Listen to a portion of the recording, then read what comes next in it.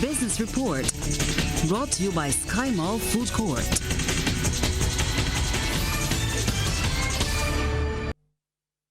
Importing and exporting goods is vital to business in Barbados, and the new Controller of Customs, Owen Holder, is promising to do all in his power to make the Customs Department work as efficiently as possible.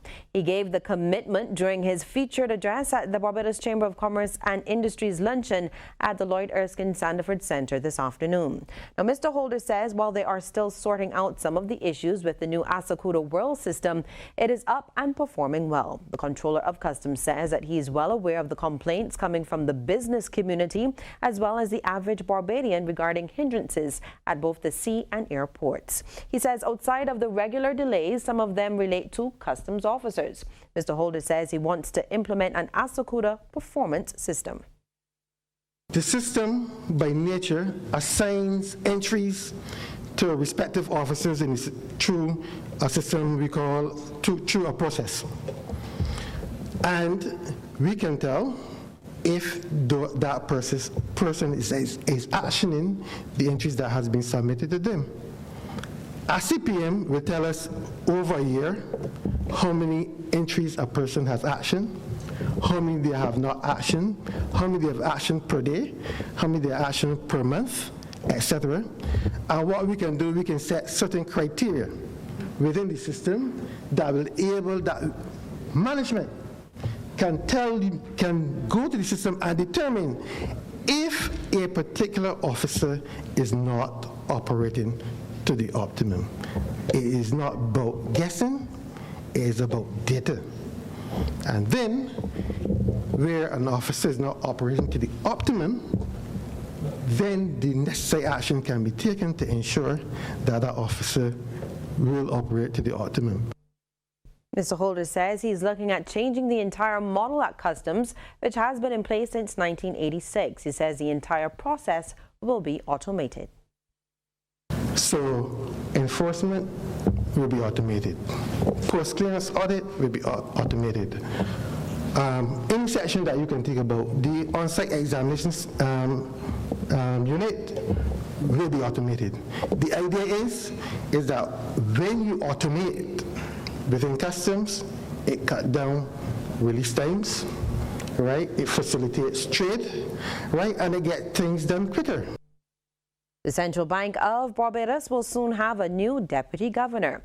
He is noted economist Alwyn Jordan, who will assume that position from October the 1st. According to a central bank release, in his new role as deputy governor, Mr. Jordan will oversee the bank's research and economic analysis, bank supervision, and management of information systems departments. Mr. Jordan was most recently manager of the research department at the Central Bank of the Bahamas. And it's time now to take a look at how those stocks traded on selected exchanges across our region. We get started with Jamaica, where Wigton Wind Farm Limited ordinary shares was the volume leader with 11,551,320 units at 81 cents each. And they were followed by Sagicor Select Funds Limited Financial and Grace Kennedy Limited. In Trinidad and Tobago NGL Limited was the volume leader with 6,640 shares changing hands for a value of $171,878.40. And they were followed by Angus Stewart Holdings Limited and Scotiabank Trinidad and Tobago Limited. And right here in Barbados, Sagicor Financial Corporation Limited was the volume leader, trading 3,000 shares at $2.91 each. And they were followed by the Insurance Corporation of Barbados Limited and Cave Shepherd and Company Limited. And in international business, protesters in Hong Kong have been out on the streets for 16 weeks resisting what they say is Beijing's growing control over the semi-autonomous region. But the latest front in this battle seems to be happening in Hong Kong's business sector. Some analysts say that China is putting pressure on companies in Hong Kong to make their employees toe a pro-China line. Nathan Leung used to be one of the first faces visitors would see at the headquarters of HSBC. The 38-year-old worked in guest relations at the Hong Kong bank, employed by an outsourcing company the bank uses. After he joined a general strike as part of the anti-government protests earlier this month, he says HSBC told his company not to give him any more work in the bank. HSBC denies that. I know that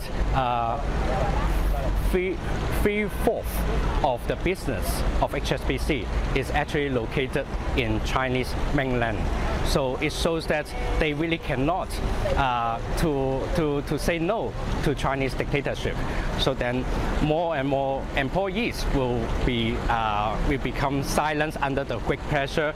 Other large companies heavily reliant on China for business have cracked down on employees who openly participate or support the protests.